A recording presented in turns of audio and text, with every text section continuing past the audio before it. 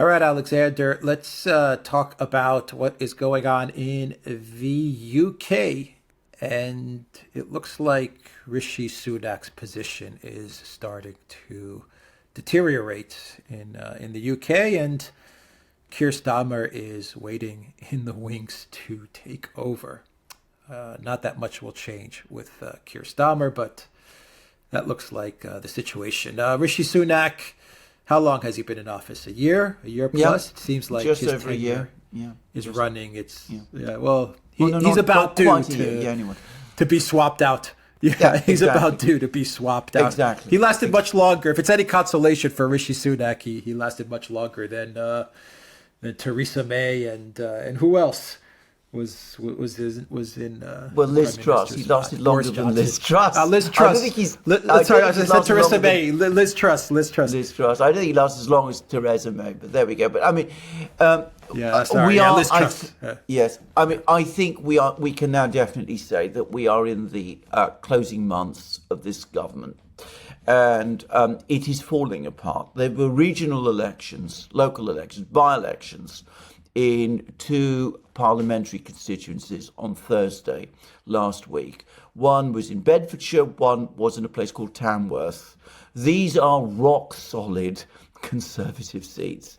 The Conservatives should definitely have kept them. Now, Tamworth is important in the history of the Conservative Party because way back in, I think it was the 1840s, Robert Peel, who was at that time the leader of what was then still called the Tory party, he made a speech in Tamworth, which is referred to as the Tamworth Manifesto, which many people consider to be the refoundation, the actual foundation point of the Conservative Party. So Tamworth has an enormous history for the Conservatives. It's in a place, in a sense, the place their parties began. And they lost to Labour in both places. And that is a political earthquake. And if you follow British politics, if you follow British Conservative politics, if you read what Conservatives themselves are saying, they've given up. They now understand that there will be an election sometime next year. That election is going to be lost. There's talk that it will be a Labour landslide on the scale of what happened in 1997. In Scotland, the Scottish Nationalist Party, which is in theory a left-wing party, but whose emergence in some ways helped the Conservatives, because Scotland, before the SNP appeared on the scene, had been a Labour stronghold. The SNP seems to be collapsing as well. So the certainty next year is that Keir Starmer is going to become Britain's Prime Minister. And the Conservatives are close to giving well, I think they have given up. They no longer expect that Rishi Sunak can turn things round. I don't know why they ever thought he could, by the way. But anyway, he's failed. He's visibly failed. And you already hear reports that people like Britain's current finance minister, Jeremy Hunt, for example, is actively thinking of quitting politics and might not even stand in the next election. And when you hear people, those kind of rumours circulate, you know that the Conservatives are close to the point of no return. And, well, are at the point of no return, that they feel that they've lost. Now, what I don't think this conveys, however, is the intense bitterness that the Conservatives feel about their own government. The Conservatives came to power in 2010, and they were supposed to fix Britain after the effects of the financial crisis. And you read article after article by Conservative commentators, and they're saying that the government, the entire Conservative government that has existed over these last 13 years, has been a total failure. It has achieved nothing that it was supposed to do. that Britain today has higher taxes, more immigration, greater debt, a worse performing economy than it did back when it took office, that this has been, in other words, the most unsuccessful British government since the Second World War. And that is an extraordinary thing for people to say. And of course, it is Conservatives who are saying it. The problem is, Conservatives definitely on the way out. Nobody has any expectation. I'd say nobody, I mean, even people on the left have no real expectation that things with Keir Starmer are going to get any better. And if you go back to what I said when Rishi Sunak became Prime Minister, when, Liz Truss was bundled out and he was brought in, I said that Sunak is exactly the kind of leader that the globalists, the establishment wants. But I also said that he is not their preferred candidate for Prime Minister. The person they really want is Keir Starmer, and that is whom the British people are going to get. I'm just going to finish by saying that Reform UK, which is Nigel Farage's old Brexit party, appears to be reviving. It also did well in these two parliamentary by-elections. There's talk that it is also going to start fighting in more and more places. There's even some talk that Nigel Farage might, rejoin and reactivate in it. And that might eventually and in time become a new focus of political energy. But it's still not really there at the moment. At the moment, what we're seeing is a discredited, incompetent, failed government exiting the scene, and the government that is going to replace it is going to simply continue to do all the things that this failed, discredited, and incompetent government has done. So we're going to get more of the same with the Prime Minister that the establishment wants. I imagine Keir Starmer is the choice of the Uni-party. Absolutely. Both Conservatives and Labour. So we're going to get Keir Starmer. How come the system in the UK can't, just jump over Keir Starmer and get to some proper governance and proper leadership? I mean, it seems like it seems to be like the situation is, we've just got to go through this process. Okay, yes. We got rid of Liz Truss. Now we have Rishi Sunak. We accept it. We have to go through the Rishi Sunak cycle. And we all know we're going to get Keir Starmer. We have to go through the Keir Starmer cycle until we get to some sort of exit from this, from these dark times, from this catastrophe. I mean, this is not how democracy should be working, is it? No, it's of course, and that you've put your finger on the fundamental problem. Because of course, if they do allow any opening within the political system at all, and this is what this strong vote for Reform UK and these two constituencies tells us. By the way, in both places, the combined vote for the Conservatives and Reform UK was bigger than the Labour vote. And already there's some Conservatives blaming Reform UK for the fact that the Conservatives lost those two seats. There's every reason to think that if Reform UK hadn't stood in these seats, most of the people who voted for it would have either abstained or conceivably some are so angry with the Conservatives that they might have even voted Labour.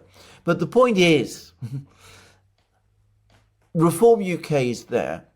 There are people on the left of politics who are also there. The Uni-party doesn't want to open up any part of the political system because it doesn't want to allow any real debate or any real emergence of alternatives, because it knows if it does, that it risks losing control of the political process. So Rishi Sunak, the Conservatives, utterly discredited. So you put in their place somebody who's less discredited and unpopular, but who will just go ahead and continue to do the same thing. If you open up the political system, if you allow people to express dissident views and to stand for Parliament and to get airtime in the media and all of those things. Well, what you risk then is a return to real politics, at which point, of course, the whole position of the Uni-party collapses. Now, I have to add to all of this that, of course, again, the Conservatives are to a great extent victims of the Zelensky curse. We can't avoid discussing this topic because it is. Britain, this government, has been fervid in its support of Ukraine. It's gutted the British Armed Forces to send tanks and weapons and armoured, vehicles and self-propelled guns to Ukraine. It's been extreme in the rhetoric that it has, used in this conflict, and it has been the most fervid supporter of sanctions against Russia. And of course, that has had a big effect on the economic situation here. It explains why energy costs are so high. Now, this is translating in Britain into very high inflation. Britain has higher inflation than the Eurozone does. It is officially, it is 6.7%. Informally, it is even higher. I personally think, I sense that, in fact, it is getting higher still. Inflation in Britain is rising.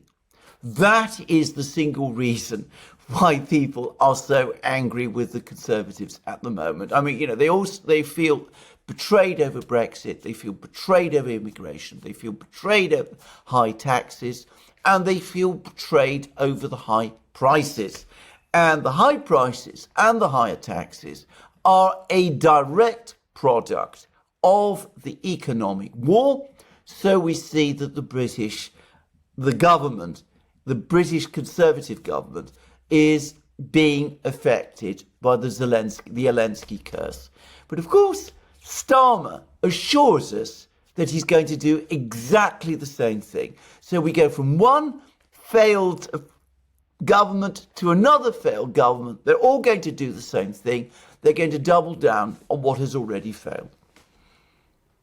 Yeah, I was going to ask you the question, how would Starmer be any different than Sunak and Truss and Boris Johnson or any of these guys?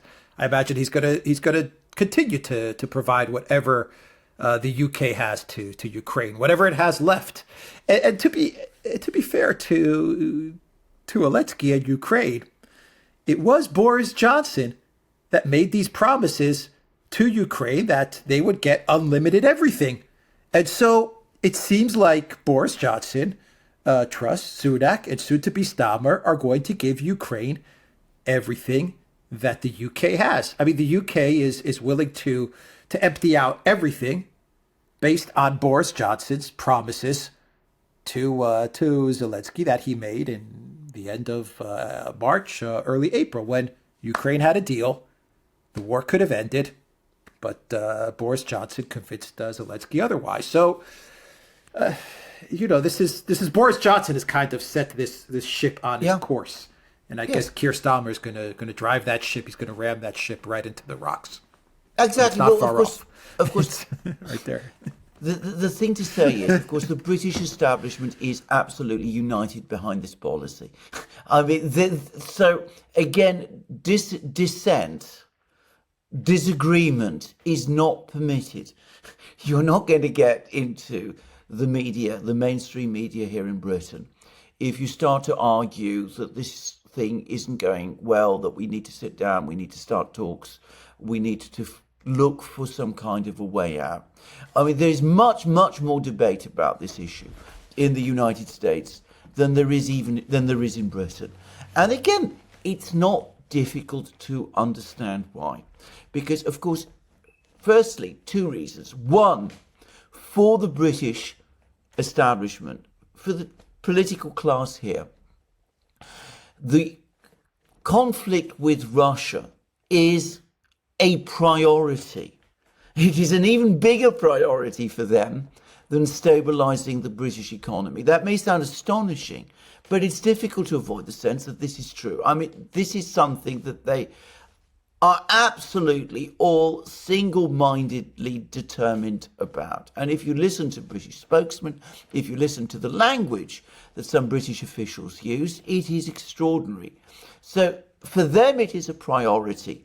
And they're not going to allow the fact that this is, having an effect, a negative effect on the British economy, to stand in their way. And that also means that they have to close down political discussion about this and make sure that whoever replaces Sunak and the Conservatives is going to be reliably committed to conducting the same policy. But of course, the other reason why they're not able or willing to allow any expression of disagreement or even discussion about this matter is, again, because doing that risks opening up the political system, risks opening up debate, at which point the position of the Uni-party starts to crumble. And that isn't something they can allow. So the result is we're trapped, we're locked into this policy, and we have no real exit point, no way out. In Germany, you have the AfD, which is rising, which is able to criticize these things. In France, you have people on both the left and the right who still have the ability to speak out and criticize things. There's just been a very interesting and important election in Switzerland, where a conservative right-wing party has topped the polls, opposing, saying that they thought the sanctions were unwise, the fact that they were wrong, that Swiss neutrality has been compromised, that they want the sanctions reversed. You could talk about these things. In Britain, politically speaking, it is impossible. Real quick, what's Reform's position on this? No, again, they're very, very wary of taking anything but the official line publicly on the conflict in Ukraine. They know that if they do, the entire weight of the establishment and its media will be brought down upon them, and they'll be called Putin puppets and all the rest. And in Britain, that is a very dangerous thing to happen to you. If you do that, then you risk, you risk all kinds of consequences, as we saw with what happened with Corbyn, before. In private, when you speak to people, with that kind of outlook, they're much more, aware of the problems of what's going on. You will find that both the leaders, the people who are in that party, and the demographic that vote for them in increasing numbers, which is, by the way, predominantly a working class demographic, they're far more sceptical and in some cases outright negative about the whole Ukraine project. But even they, for the moment, are not able to come out straightforwardly and say that this policy is wrong and is leading Britain into a cul-de-sac, into a blind alley. And even they're afraid to say it, so the policy just goes on. Okay, I guess we'll end it there. Real quick, is Nigel Farage aligned with Ukraine as the Reform Party? Do they have the same view? Well, he Ukraine, has tended to support also the line on Ukraine. Remember, at the moment, he's primarily a media personality now, rather than an active political one. But, there are rumours that he might eventually rejoin politics. Can I just say, it isn't, we talked about Ukraine because, of course, the Zelensky curse is playing, as I said, a critical role in all of this, even though we see how the political elite are able to juggle things. But overall, in almost everything, there is complete political paralysis here. There is no one who's coming forward with any kind of agenda or mechanism for how to move Britain forward, how to move and find a way to address the deep-seated problems that are afflicting British society. If you're looking at what Starmer is talking about, he has no plan, no idea about how to get the economy moving again. We're trapped in a high tax, high spend system because the economy is weakening. And the only thing that some people who are associated with the Labour Party can say is, well, look, because economic growth is so slow, that means we got to fund services, which means we got to tax even more. So that's the plan, apparently. Okay, the Duran.locals.com. We are on Rumble, Odyssey, BitChute, Telegram, Rockfin, and Twitter X. And go to the Duran shop. 10% off. Use the code Duran20. 20% off. Use the code the Duran20. Take care.